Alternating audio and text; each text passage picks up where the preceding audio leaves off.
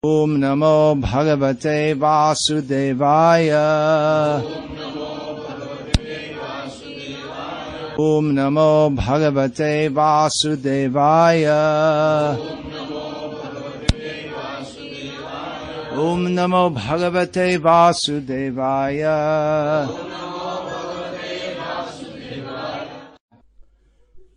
Yah Shastra Vidhim Utsraja Vartate Kamakarataha Nasa Siddhim Avapnoti Nasukham Naparam Gatim. Translation: He who discards scriptural injunctions and acts according to his own whims attains neither perfection, nor happiness, nor the supreme destination. Purport as described before. The Shastra Vidhi, or the direction of the Shastra, is given to the different castes and orders of human society.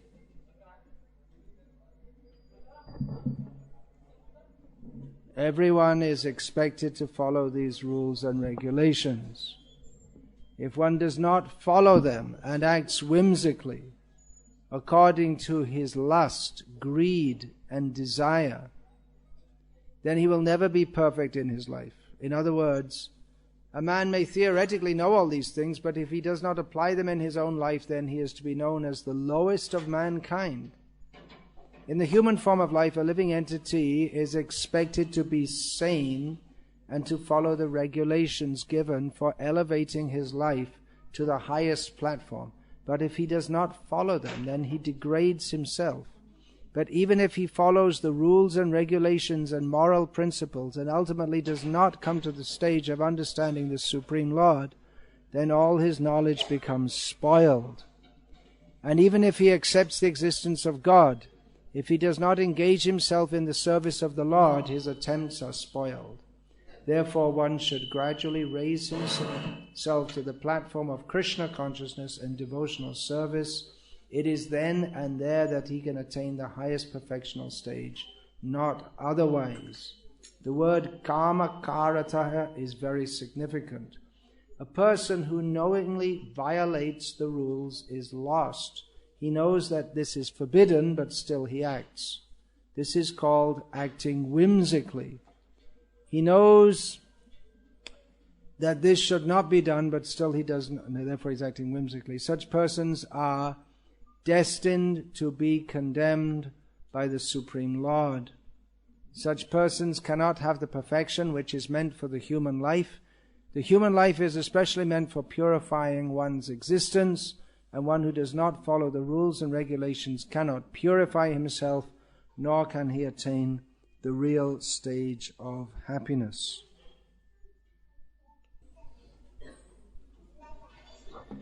This verse comes at the end of the chapter, the divine and demoniac natures. And the chapter opens with a description of the divine nature, and then most of the chapter describes the nature of the demoniac. And this is the penultimate verse in that chapter, or in this chapter.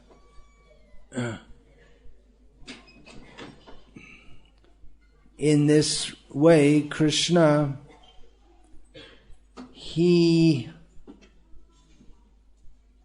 in one way divides the demons from the devotees. The demons don't like to follow scriptural rules. There may be some demons who follow scriptural rules also. For instance, the example is given in Sri Chaitanya Charitamrita of Jarasandha, who worshipped Vishnu formerly, but he hated Krishna.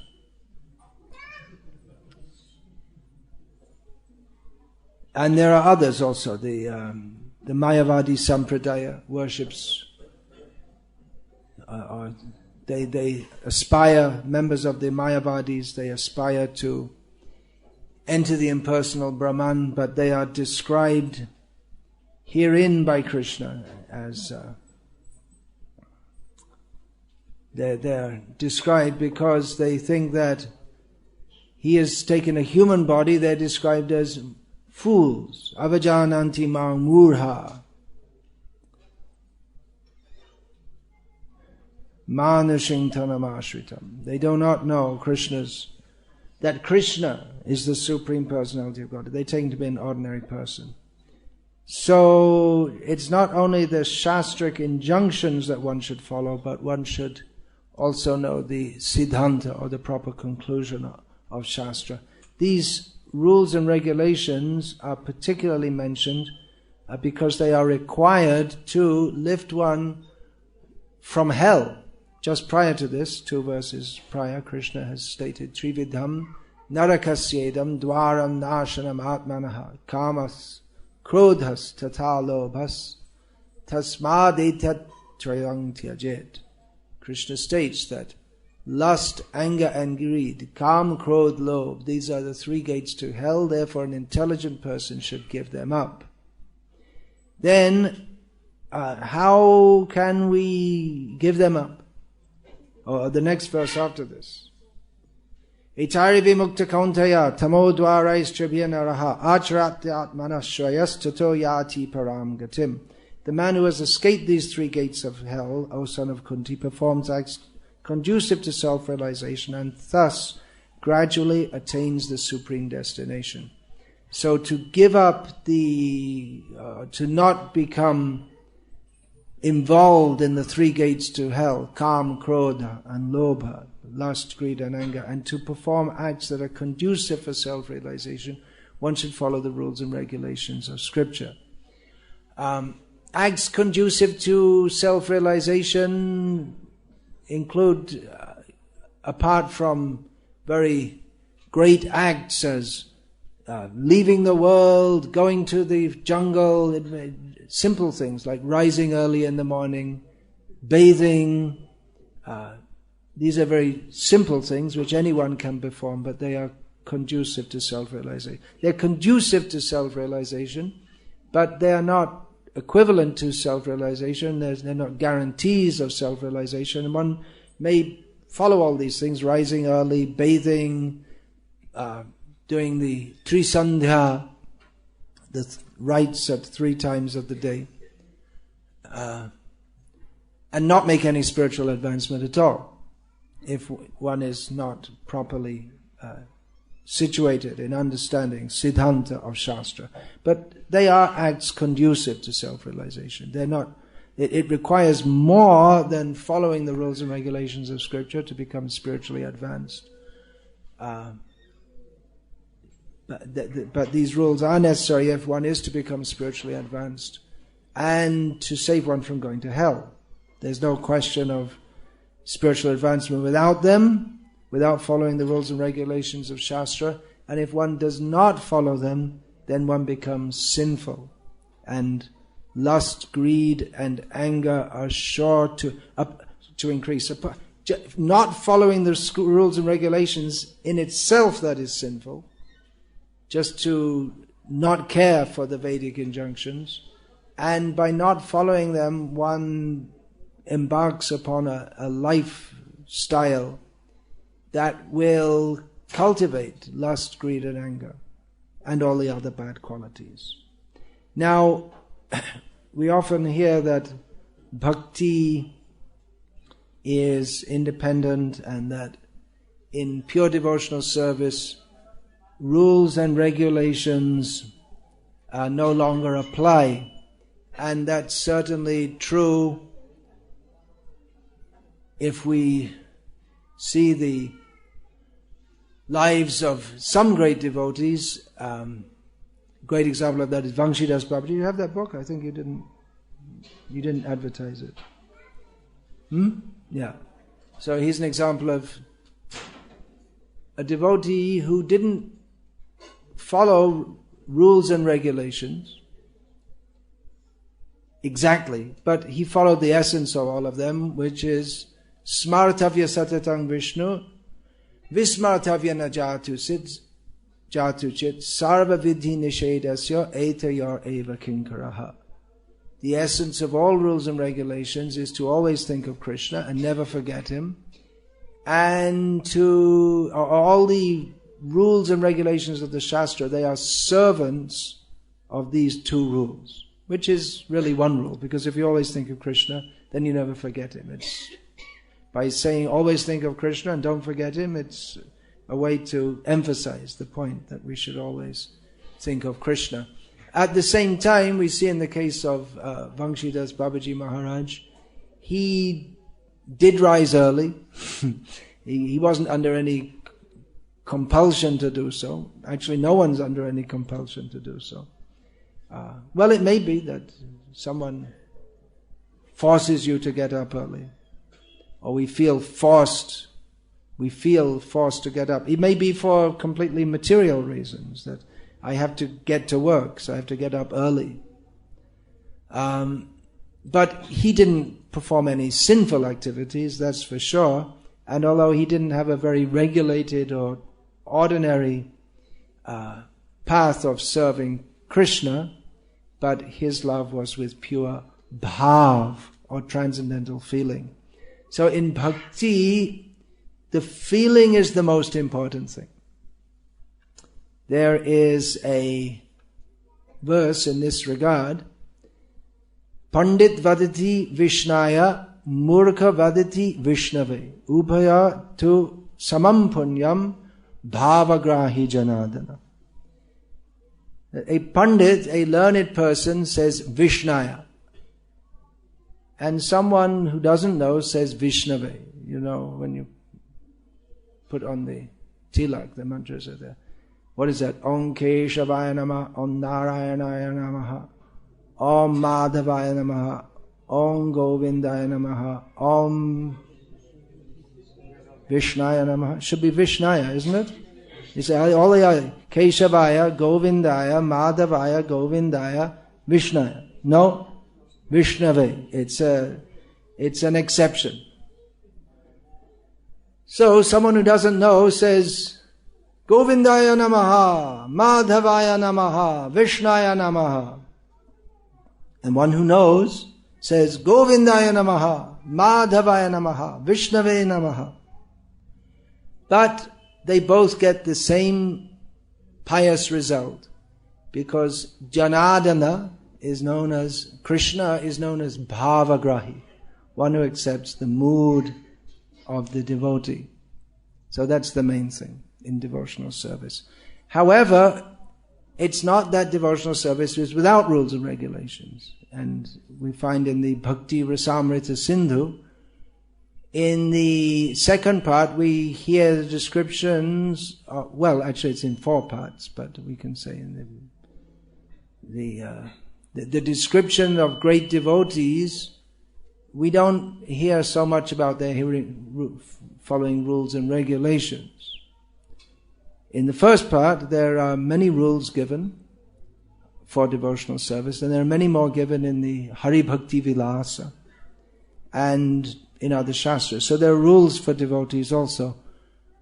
And in this regard, there is a verse which Srila Prabhupada often quoted, one of the many verses which Srila Prabhupada often quoted, Shruti Smriti Purana Adi Pancharatra Vidhing Vina Aikanta ki hare bhaktirut pata yaiva kalpate. That devotional service, Hari Bhakti, which is performed without following all the scriptures, even if it is appears to be aikantiki, one-pointed, it simply creates a disturbance in human society, or in the actual process of pure devotional service.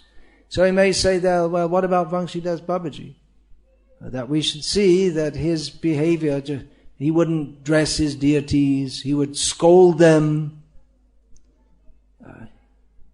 he would sometimes feed them, sometimes not feed them. That is not to be imitated.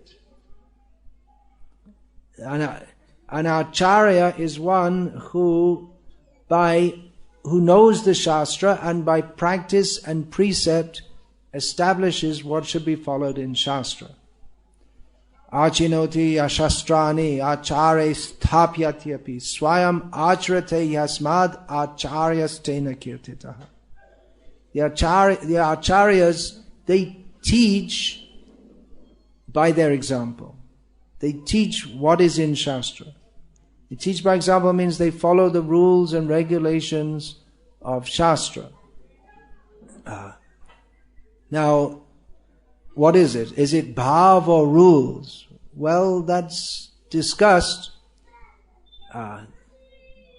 in one interesting word which describes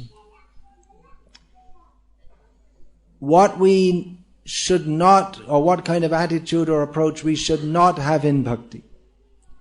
Rupa Goswami, who has given many niyams, many rules in his Bhakti Rasamrita Sindhu, in another of his books, the Upadeshamrita, he gives 6 approaches or attitudes which will spoil our bhakti.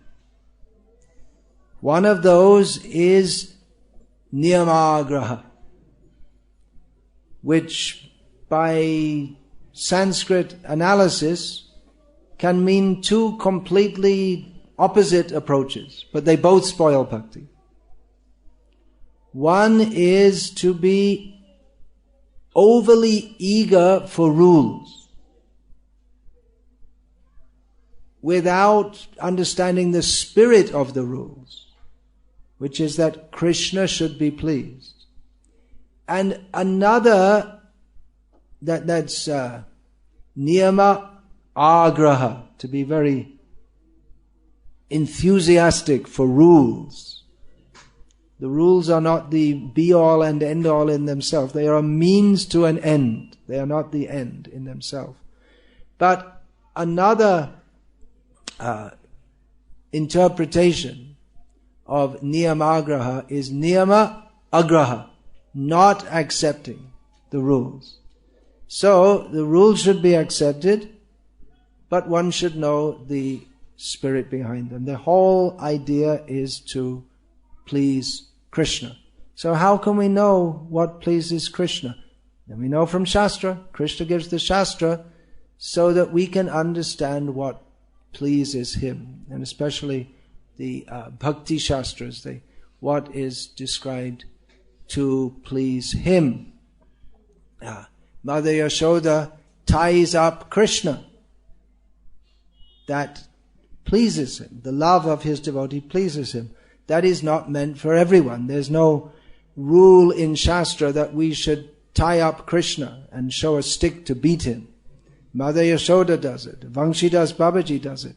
We can hear about such things and praise Krishna, but praise such great devotees for their love for Krishna. But for ourselves, we should follow the rules and regulations. And especially in deity worship, there are many rules. This is sometimes misunderstood, that there are no rules. Actually, Chaitanya Mahaprabhu, he says about the holy name, chanting of the holy name, Nam nama kari bahudha nija sarva shaktis tatrarpita niyamate smarane nakalaha. He says that, Krishna, you have many names and there are no rules for chanting this. Kayate shuite jota tata namaloi desha kala niyam nahi sharva siddhi hoy. That even without considering, even if you're lying down or even if you're eating, you can chant the holy name. You can't do that with deity worship. You can't say, I'm feeling tired, I think I'll lie down. Take a little rest here in the deity room, then I'll continue the archan. Or offering the bhog to Krishna. Oh, that looks nice. Okay, I'll try a little bit of it out. Srila Prabhupada can do that. He sometimes more than once did that. He was preparing, showing devotees how to cook, and he himself would start to eat before it was offered to Krishna. And once he came into the temple when the offering was going on in London. I was in the early days of the movement. He sometimes did this, and he saw the offering was just brought in, and he pointed at the sweet. He said, "Give that to me." And he took one sweet. You may be shocked to hear it. Don't imitate it. That is not for us to do. We should know our level. Rules and regulations to follow, there is, who cannot follow, we have to consider. Adhika, what is our level? And the Acharya, Srila Prabhupada, Acharya, he teaches us all these rules and regulations. We should know not to imitate him when he, out of love for Krishna, steals his ladus. Like a cowherd boy in Vrindavan. So, in chanting the holy names, Tatrarpita Niyamata Svarnena Kala, the Desh Kala, all these time, place, circumstances. But there are some considerations also in chanting the holy name. There are 10 offenses against the holy name. There is, in all matters of devotional service, there is consideration. Two main things. Siddhanta and rasa. What is the proper understanding philosophically, and how is Krishna pleased? Krishna is pleased by the attitude, but if the attitude is all mixed up, then it doesn't work. You can't mix. There are many examples of this given in Bhakti Rasamrita Sindhu. If you try to mix, for instance, Shantarati with Madhurya Rati, it doesn't work. Krishna is not pleased. If you praise Krishna, you are the supreme impersonal Brahman personified, everything rests on you, give me a kiss. It doesn't work. That example is given in Bhakti Rasamrita Sindhu, more or less. It doesn't work. Krishna is not pleased. Bhakti Siddhanta Viruddha Arasabhas Shunile Prabhu Chitte Nahoy Ulash. About Chaitanya Mahaprabhu, it is described that if there were any statements that were contrary to the proper understanding of devotional service, or with rasabhas, this improper mixing of mellows, that did not give pleasure to Chaitanya Mahaprabhu. So bhakti means to give pleasure to Krishna, and the rules and regulations are there to guide us as to what Krishna wants from us. And in bhakti, if there is some slackness in following the rules and regulations not due to laziness. Krishna is not pleased by our laziness or our whim. But if for some reason due to old age and infirmness or due to being very neophyte or whatever, that doesn't count as a sin. But if we go on in devotional service and don't try to improve and come to the proper standard of following the rules, then it does become actually an offense. It's just like that example that a learned person says Vishnave. Someone who doesn't know says Vishnaya. Both of them, according to the degree of their enthusiasm to praise Krishna, he accepts what they say, accepts the mood. But it's not that actually chanting Vishnaya is proper. If someone goes on chanting Vishnaya Namaha, Vishnaya Namaha, someone should tell him, actually it's Vishnave. That's the way, that's the language of Krishna, and you want to praise him, then you should know the language. If a husband after 20 years of marriage to his wife still can't remember her name properly, well, it probably wouldn't reach 20 years.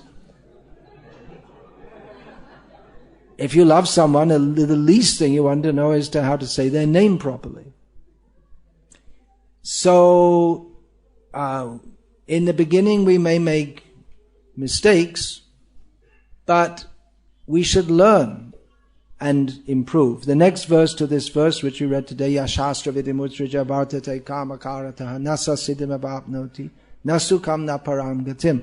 The next verse, which concludes the chapter, is Tasmat Shastra Vidhana. Now I'm forgetting it myself. Tasmat Shastra Pramanam Te Karya Vivastito Gyatva Shastra Vidhano Tam Karyam Karma Iharhasi. Karma Karyam Iharhasi. Yeah. Karma Kartam Iharhasi. That therefore one should know. Here Krishna says one should follow the rules and regulations of scripture, therefore you have to know them. One should know them and follow them, and in this way live in this world. So we are not, sorry if I'm making a mistake here, but I don't think anyone here is on the level of pure, spontaneous devotional service. If you are, let us know. But for the rest of us, we have to follow the rules and regulations, which will help us to come up. Now, if we don't know, there's no harm, but there's no harm in the sense that we don't make an offense, but we should try to know. So now I'm going to tell you something from Shastra, which it seems that most of you here don't know, regarding Pusya-abhishek, which is scheduled for today, isn't it? Right. Pusya-abhishek means what? Throwing flowers. Offering flowers. Okay. But actually the word for flower is pushpa, isn't it? Yeah. It seems that someone, probably in the West, got the idea of Pushpa-abhishek. Pusya-abhishek is described in Shastra, in Hari Bhakti Vilas. Pusya means relating to the month of Posh, which just finished. And it's stated there in Hari Bhakti Vilas that on the Purnima of Posh month, one should do an abhishek to Deveshwar, means Krishna, with ghee. That's the description of Pusya-abhishek. So it should be on a certain day, which it was just a few days ago actually, the Purnima of Posh. But I guess it's been moved to today because it's more convenient for everyone. But actually it's given in Shastra that it should be on a certain day. That's for Krishna's pleasure. It's just like, well, it's a bit difficult for me to follow Ekadashi, so I'll do it on Sunday when I have a holiday. But you can't do that. There are certain days when you should do it. Stipulated days. The 11th day after the full moon and the 11th day after the new moon. And that has to be calculated properly. And that's a general statement. Okay, there can be what's called. But anyway, it's on a particular day. And there's a particular way to do it. Now, no doubt, the devotees feel very happy showering the deities with flowers, but he, via Shastra, says that he will be happy if he's bathed with ghee. So, it's probably better to, not probably, all the Shastric statement says we should follow Shastra and do things according to Shastra. You may say, well, such and such guru does it. But guru means achinoti yashastrani. They should follow according to Shastra. If someone made a mistake at some point, then it should be rectified. And we don't, at least I'm not aware in Shastra that it's stated that we should have what's called an abhishek of flowers. It's specifically stated that one should use ghee. Now, I don't want to dishearten or discourage you, although I'm probably doing so. But because you've come here with much enthusiasm to perform this ceremony, but we should know how to please Krishna according to Shastra.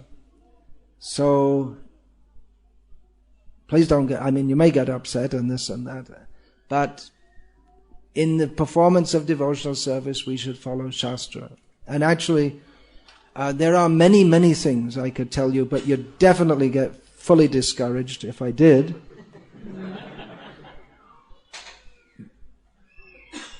Or maybe not. Should we not be desirous to know what Krishna wants by following Shastra? Or is it that we perform devotional service as we like it? Well, that's not devotional service. We have to follow as Krishna likes it. And of course there are practically unlimited directions in Shastra, but then we have to learn from our acharyas, and as we put on all the signs on Srila Prabhupada's order, the founder acharya of ISKCON is Srila Prabhupada. So we have to understand what he says. Guru, Sadhu and Shastra. Shastra is the center. We can't follow everything in Shastra. Hari Bhakti Vilas, I doubt if anyone ever followed everything in Hari Bhakti Vilas. But that doesn't mean it's to be fully rejected. The acharyas, for their disciples, they select the rules and regulations of Shastra which are suitable for them, and in general for a whole sampradaya. The acharyas are the head of a sampradaya. So we should learn what is in Shastra. Shastra gyatva vidhanoktam. What is stated in Shastra one should know. And karyam, karma kartamihahasi. And in this world we should live according to that. So I just thought I should make this point because it seems to be catching on. No doubt it does seem to be a nice festival, but unless there's direction in Shastra, I don't think we should do it. We should follow what Krishna says in Shastra. He is pleased by Pusya-abhishek, but it has to be done on a certain day and in a certain way. So, Hare Krishna. I don't know if I'll get kicked out of here. That happened to... I'm obviously not anywhere near the category of Ramanuja Acharya, although such a heavy weight has been put on my head and all of those who accept this task of teaching others in Krishna consciousness. But he wanted to reform the deity worship standards for Jagannath in Puri, because it wasn't according to Shastra, and Jagannath kicked him out. He decided, okay, next morning I'm going to go in and tell them how to do it properly. And next morning he woke up in Kurmakshetra, a few hundred kilometers away. So I doubt if I'll be so fortunate as to be removed by Krishna directly, but that's a very special case, of course. Jagannath, he lives in Puri. And Jai Jagannath. Jagannath willing, I'm going to Puri tomorrow. And I'm excited. I haven't been there for a few years, and I'm really looking forward to going there. He was originally worshipped, as you know, in the form of Nila Madhava by the Shabara, Vishvavasu. And Shabaras, they're jungle dwellers. They're not expected to be very hot on rules and regulations, not very conversant with it. So the worship of Jagannath at Puri is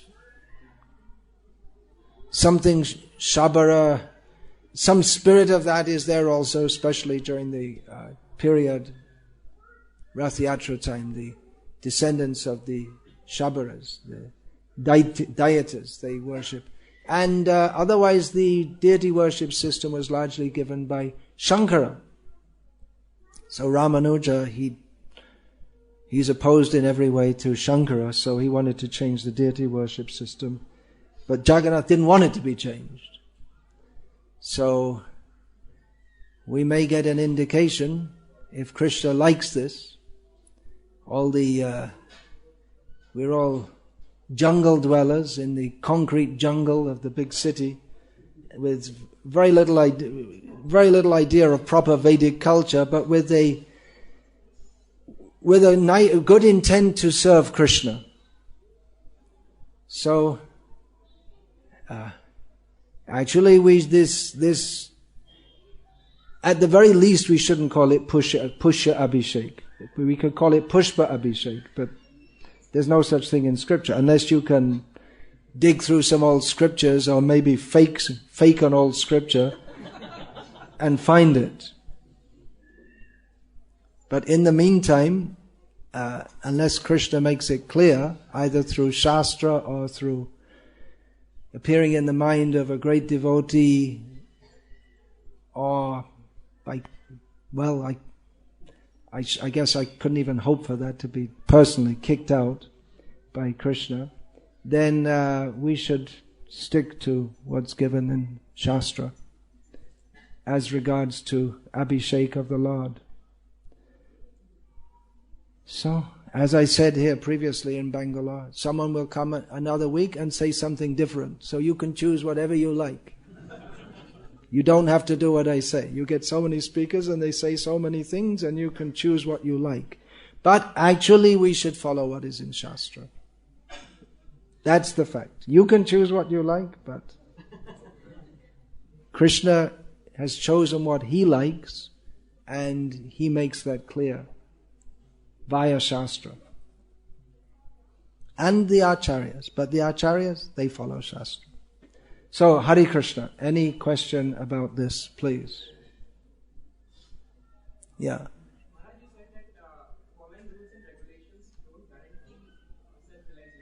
Following rules and regulations don't guarantee self-realization. Actually, nothing guarantees. There's no guarantee of anything. Everything's in Krishna's hands. What is the maximum input? You see, it's the same mentality. What should I do? I'm in control. What should be from our side? We should follow the rules and regulations of Scripture and pray to Krishna for His mercy. Realizing that we are completely dependent upon Krishna's mercy. There's nothing we can do to enter Vaikuntha. There's nothing, but Krishna gives His mercy to us in the forms of rules and regulations, so we follow those rules and regulations and accept Krishna's mercy in this way. And those rules and regulations, they help us to be Krishna conscious. If we follow the rules, for instance, if we follow that we shall take only food offered to Krishna, we shall not eat anything else, that will help to purify the consciousness. That's a rule. If we don't follow it and we think, well, it's not so important, then not only do we commit an offense by deliberately breaking the rule that's given in Shastra, but we also, and not only do we not get the purification that comes from taking Krishna prasadam, but we get the contamination of Bishoyer on the Kaile Malin Hoimon. The mind becomes dirty by eating food of sense enjoyers. So rules and regulations we should follow, but at the same time we shouldn't think that by following the rules and regulations I am guaranteeing my entrance into the spiritual world. There's no guarantee. It's all in Krishna's hands. There's no guarantee of anything. I just read, where? In Shastra? No, on the internet. Where else? That just like the Big Bang, there's the big crunch is up ahead. There was infinitesimal mass and temperature, and all of a sudden it expanded and that is the universe as we have it now. And any nanosecond, within a nanosecond, it can all go back, according to the scientists. So there's no guarantee that I could have finished that sentence. Now it's finished. There's no guarantee that I'll say another sentence, because it could. But actually we know, according to Shastra, this will not happen now. It will happen. Something like that. Pralayam. But not now. Jesus is coming, I saw on a car. Coming soon. I heard it since I was about 5 years old. And Christians have been saying it for 2,000 years. Someone said that to Srila Prabhupada in a public program. Jesus is coming soon. Prabhupada said, very good, we'll welcome him.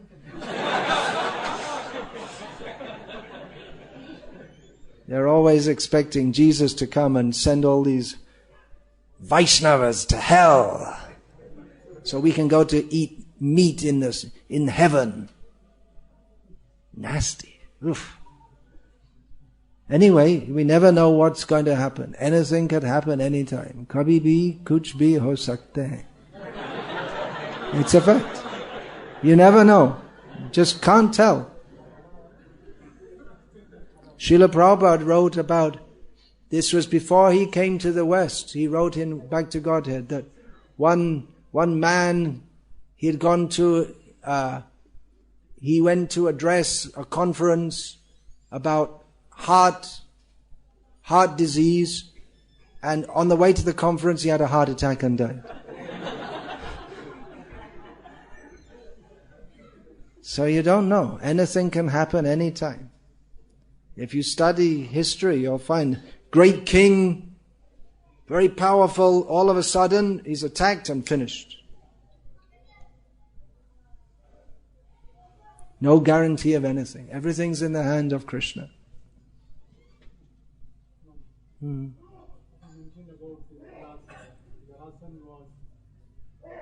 Jarasandha worshipped Vishnu, yeah. Even now, most of the people have difficulty in understanding Krishna, but they do respect Vishnu. Well, that's true. In what you said is true more in South India. People are they understand more about Vishnu than Krishna.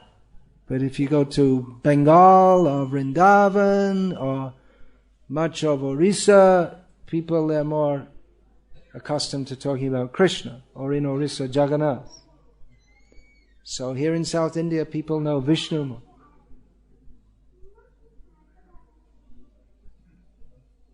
So, same person.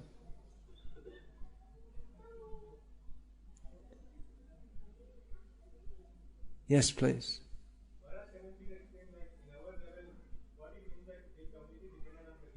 On our level, what does it mean to be completely dependent on Krishna? Well, our level is that, unfortunately, we're not completely dependent on Krishna, isn't it? So therefore we have to follow the rules and regulations of Scripture which help us to advance toward that platform, and to regularly hear from devotees, hear Srimad Bhagavatam. For instance, we can hear how Ambarish was completely dependent upon Krishna. He wasn't disturbed when Durvasa wanted to kill him via one demon, but Durvasa, by his own power, he'd become so powerful, but he wasn't dependent upon Krishna. So he got in a lot of trouble. We can hear about Draupadi, how when her cloth was being snatched by Dushashan, that she depended on Krishna. And in this way we gain encouragement and enthusiasm to become completely dependent upon Krishna. These two examples are very dire circumstances, but apart from that, dependent on Krishna in our daily life. Chaitanya Mahaprabhu, he asked Srivas, his devotee Srivas, he said, I never see you do anything to maintain your family. As a Brahmin, you could at least go begging, but you don't do anything. Then how do you maintain your family? And Srivas replied, clapped his hands 3 times. Chaitanya Mahaprabhu said, what does that mean? Chaitanya Mahaprabhu this time, Nimai Pandit. He said, if after 3 days I don't get anything to eat, I'll go drown myself in the Ganga. That's all.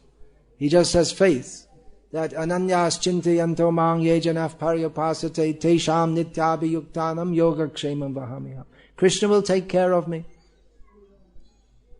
Of course, he's the most elevated devotee. Krishna also says in Gita, Sharira yatra pichate na prasiddhyata karmanaha. Just to maintain our body, we also have to do some work. So, we should perform some work and depend on Krishna. The result is in the hand of Krishna. Ultimately, everything is in Krishna's hands. Cultivate this mentality.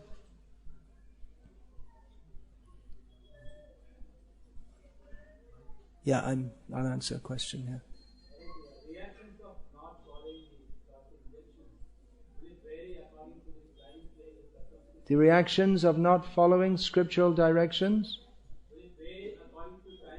Will it vary according to time, place and circumstance?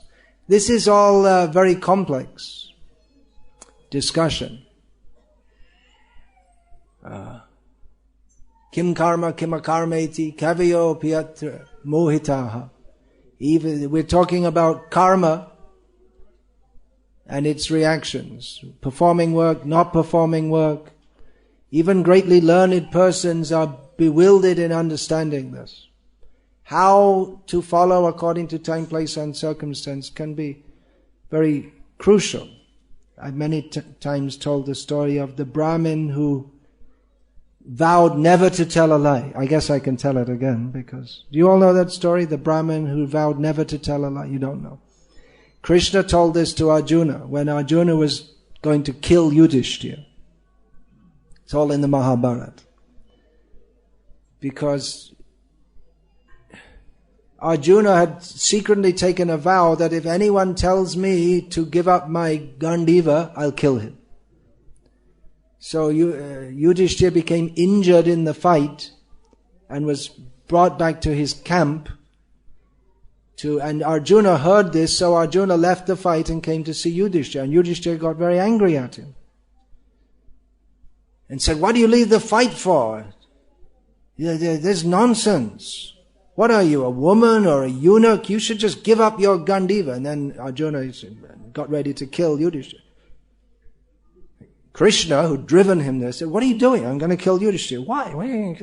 That's crazy, you know. Okay, the whole battle is arranged to stop the other party killing him, and you're going to kill him. You've been fighting all these days to stop him being killed. He said, well, I made a vow. Then Krishna told her that if anyone tells me to give up my Gandiva, I'll kill him. So then Krishna told Arjuna the story of a Brahmana who lived at the edge of the village, at the end where his house was next to the jungle, who made a vow never to tell a lie in his life. One day he was standing outside his house, a man came running up and said, I'm carrying gold. There are people behind me who want to kill me and take it. Where can I hide? So the Brahmin said, go hide in the forest there. Shortly afterward, a gang of thieves came running up and said, did you see a man running here? The Brahmin said, yes. He said, well, he's got gold and we want to steal it. Do you know where he went? The Brahmin said, yes. Where did he go? He went there. So they went there and killed him. And the Brahmin never told a lie in his life. He stuck to his vow. When he died, he went to hell. Because in that situation, he should have told a lie. Even though he'd made a vow, in this situation, he should have broken his vow, because the principle of protecting an innocent person is more important than the principle of sticking to a vow, which in that circumstance, by following it, he didn't do any good to anyone.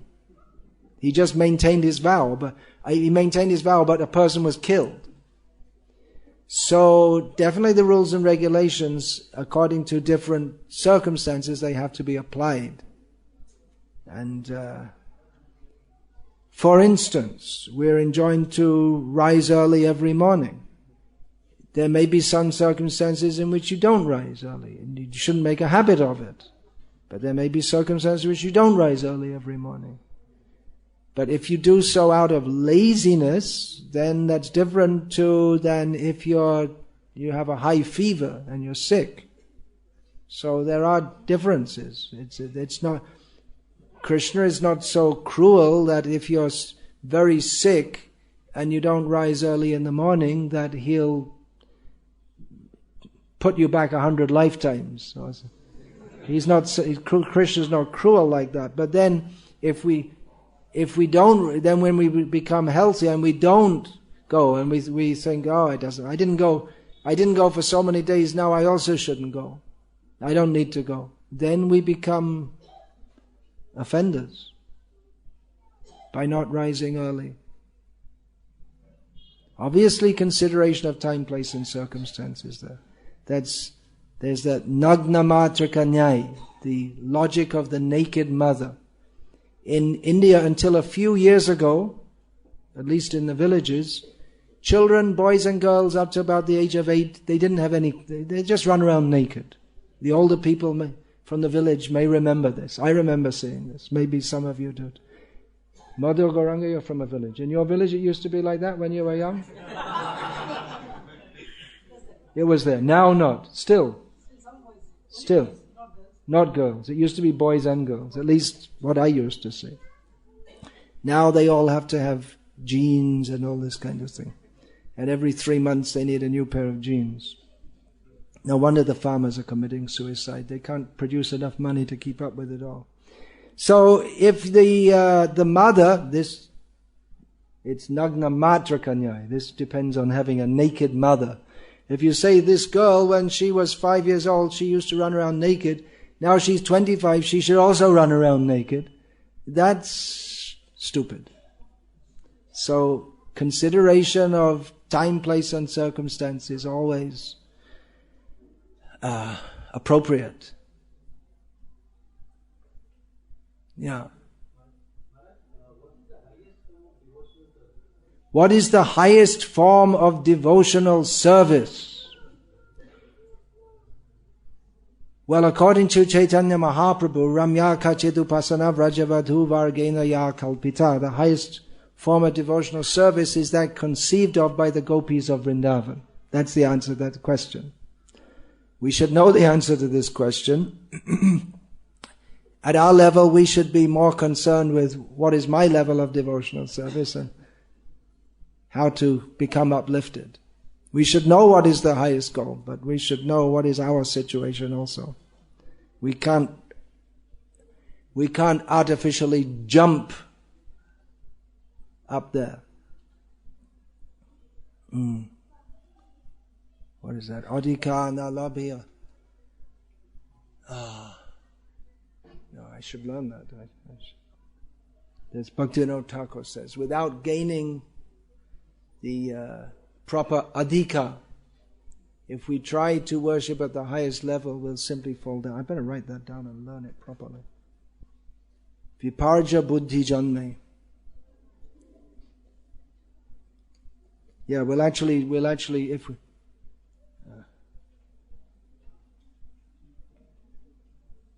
Viparja adhikana labhya something. Viparja buddhi janme shaktir abhave. During to not have enough ability to be at that high platform, then we'll develop an opposite kind of mentality. We'll become offensive. Yeah, so many questions. Yeah. I think we better keep it related to the class because there are many questions coming up. In fact, some of the questions are already not related to the class. In our learn, sometimes we tend to become complacent saying that it's not practical to rise daily in the morning. We become complacent saying that it's not practical to rise early in the morning. It's not practical to rise early in the morning if you're doing a job in Bangalore. The life in Bangalore is not conducive to devotional service. That doesn't mean you shouldn't rise early, but this life is meant for going to hell. It's not meant for going to Krishna. So Srila Prabhupada, he wanted to establish devotional communities in which devotees can live simply on the land. You won't have all these iPods, iPads and all these kind of things that you have in Bangalore. But live simply and live a life which is practical for rising early. That's the best solution. Otherwise you have to try to adjust, but it's not easy. If you're working in Bangalore, then it's difficult to rise early. May be difficult. Even if you want to rest early, then all the TVs will be blaring in from other houses all around you. The dogs will be barking in the middle of the night. Of course, dogs can also be there in the village. So, it's accepted that it's not very easy. It's not so easy to be Krishna conscious. One has to make a lot of effort in this unfavorable situation. Are you married? Okay, I've got a solution for you.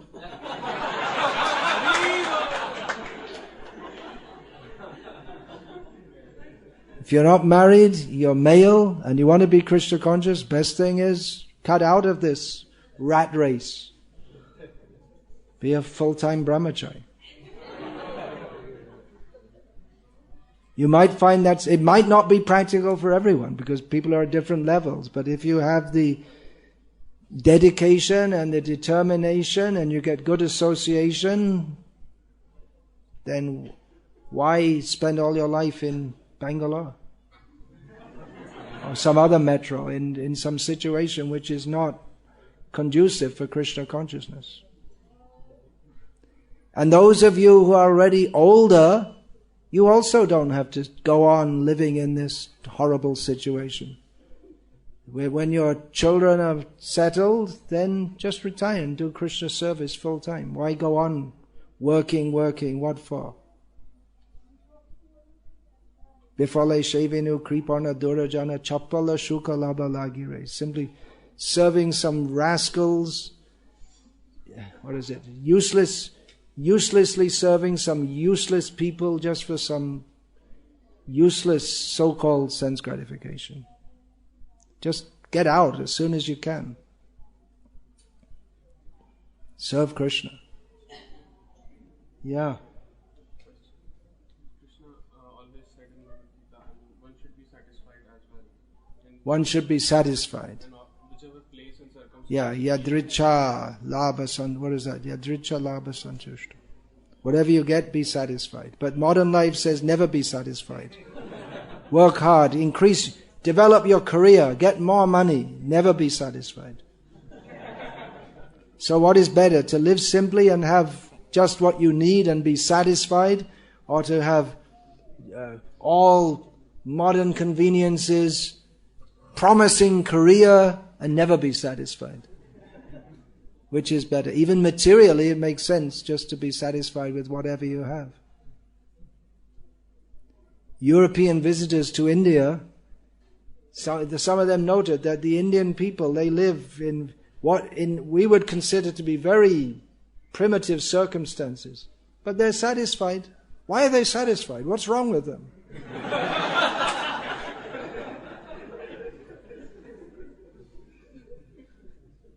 It's because of the culture. They're satisfied. They think, well, whatever situation I'm in, that's because of whatever I did in previous lives.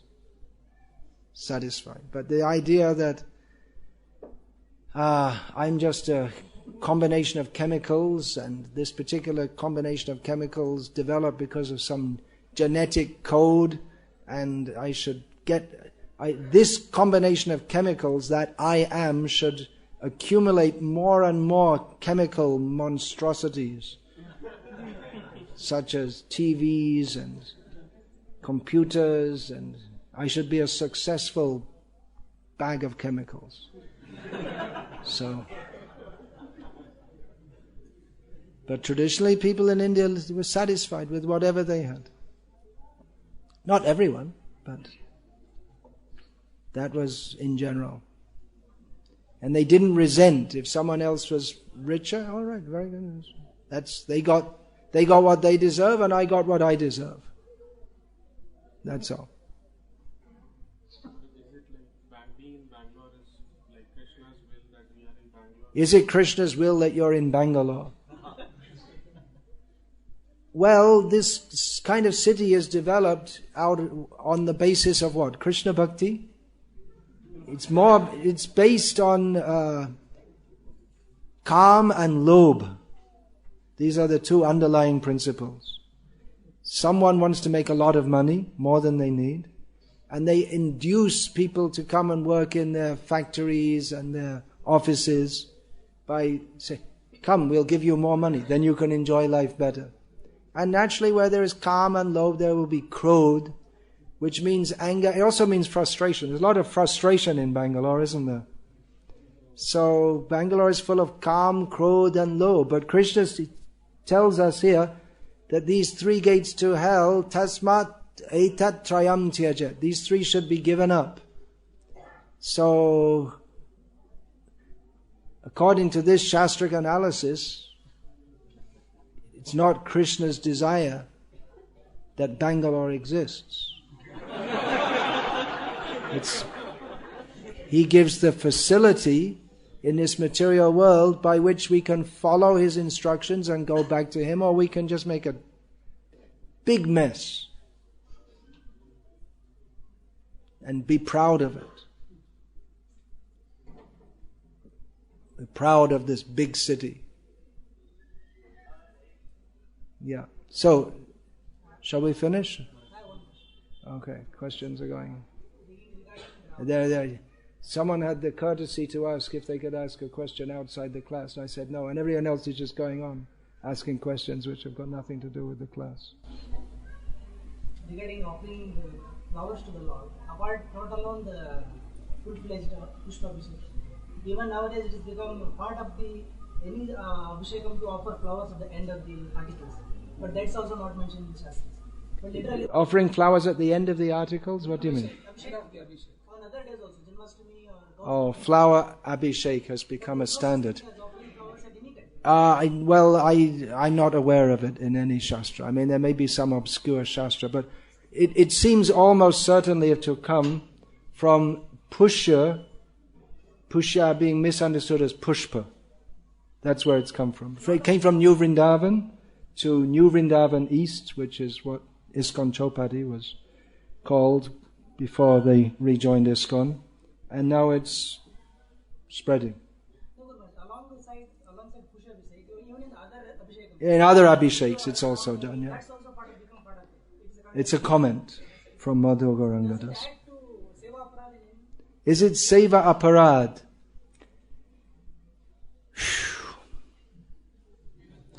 Well, we are supposed to follow Shastra, isn't it?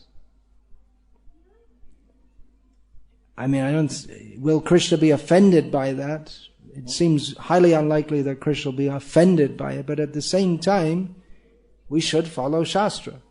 So if we think that, well, I've discovered a better way to serve Krishna than what the Acharyas and the Shastra gives, then that mentality sounds defective, doesn't it? Concoction. Srila Prabhupada used to use this term. We just invent something. Hari Bhakti Vilas was compiled about 500 years ago, but it's compiled from ancient Shastra. Oh, you're saying it's not, it's 500 years ago, it's already out of date. I thought you were going to ask it's something new, and you're saying it's something old. No, it's not old, it's relatively new. We have to follow from Vedas and not people. No, but Hari Bhakti Vilas is good. You don't know anything about what you're talking. There are more than 2,000 Dharma Smritis still extant. And there must have been many thousands of others. That's what I said. The Acharyas, they select what are suitable for their followers. So for the followers of Chaitanya Mahaprabhu, Sanatana Goswami accepted this. And then individual acharyas will also say what we should do and what we shouldn't do. Not that we might not follow everything in Hari Bhakti Vilas, but it should be on the basis of Shastra, what we do. And if there's a highly empowered acharya like Srila Prabhupada, he may make some radical adjustments according to the radically different situation he was in. But it's not that everyone can just come along and change everything as they like. And even, I would say, and this definitely will be controversial, I would say that Srila Prabhupada made certain adjustments for the Western people he was preaching among, and we should bring things back closer to the traditional Shastric model. It's because Srila Prabhupada was preaching among devotees who were hippies, mostly, with no understanding or appreciation or any idea about Vedic culture.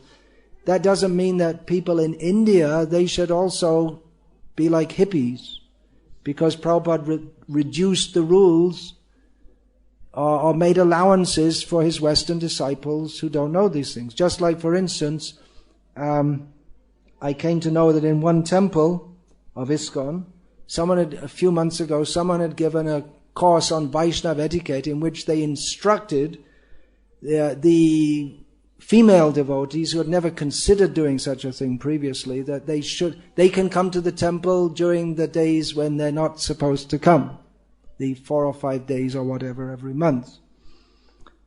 So when I came to find out about that, I sent him an email and I said, where did you get that idea from? And he said, well, I saw it in a book on Vaishnava etiquette, some manual printed from some temple.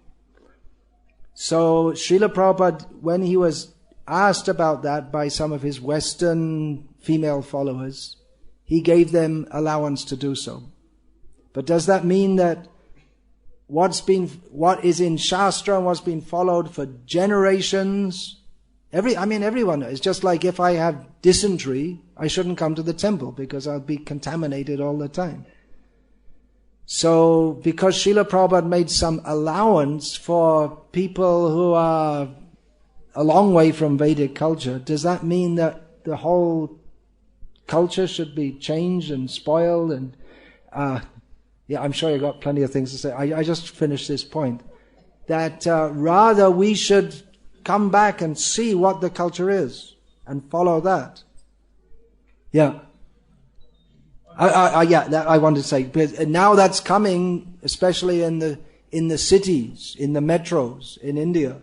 Because the women think, well, anyway, we have to go to school during this time, and then later on we go to the office in this time. So for them, there's no distinction between that time and the rest of the month. And they think we go to the temple also. But it's, what shall I say? Ati nikrisht. It's very bad. So you may say, well, Prabhupada allowed, but then we have to see on what circumstance, that time, place and circumstance came up. He didn't instruct his Indian disciples to do it. He made an allowance. But does that mean that the whole tradition should be changed? Actually, even the pujari, he's not... If a woman in that situation comes in the temple, we should all leave and go and take baths. And we should clean the whole temple with cow dung. That's actually what you should do. Because the whole situation becomes contaminated. The pujari can no longer do his service because he's as if he needs to take a bath and change his clothes. Yeah, go on.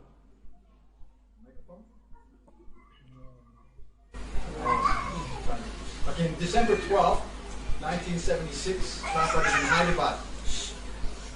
There was a big fiasco festival took place, the total fiasco. The next morning, Prabhupada came to the temple room and nobody was there. They all slept in late, and one of my grandfathers told me the story. Ram Shraddha, he's a Palkat Iyer from Hyderabad. So he came in late, and Prabhupada asked, what are you doing? Your parents taught you better than this. Don't learn the bad habits of the Westerners. Did you all hear that? Did you hear it? Well, I've heard it several times from... And after he told me the story, he said, and since I joined ISKCON, I've learned so many bad habits. Yeah. There's from... Ram Shraddha Prabhu is our godbrother. Excellent cook. Was he better than you? He liked my cooking. Okay. Excellent cook. I asked him where he learned. He said from his mother. He had to cook for Krishna. So, he's a Palghat Ayya from Hyderabad, who once in Hyderabad, 1976, if you want the exact date. Was at the farm. It's at the Hyderabad farm. There'd been a festival, it had gone very late, and all the devotees got up late. So when Srila Prabhupada saw Ram Shraddha Prabhu, he chastised him for getting up late. And he said, what exactly did he say? That your parents, they didn't teach you this. You didn't learn They trained you better than this. your parents trained you better than this. You can expect the Western devotees to not follow all these rules, but you at least should follow. And Ram Shraddha Prabhu said that since joining ISKCON, I've learned so many bad things. Don't pick up the bad habits from and Shubhag Swami also said that. He said, the philosophy of Krishna consciousness you learn from the West, you can learn from the Western devotees, but how to live and behave from your mother. So actually, Srila Prabhupada spoke of cultural conquest, many things. You see that still in the villages in South India, you won't see all the women jumping around in kirtan, and maybe in their own little kirtan, but not in public, unless they're some very low caste. But that's all. That doesn't apply because we're all pure devotees or something like this in Bangalore. One devotee from Bangladesh told me a few years ago he'd been with the Bengali group on the Navarid Dham Parikrama, and he told me that the local villagers, most of whom were beef-eating Muslims, and the local Hindus who are all fish-eaters at least, they said to him that they just couldn't believe it to see all these Bengali women jumping around in kirtan, flailing their arms. They couldn't believe it. They just considered it so low class.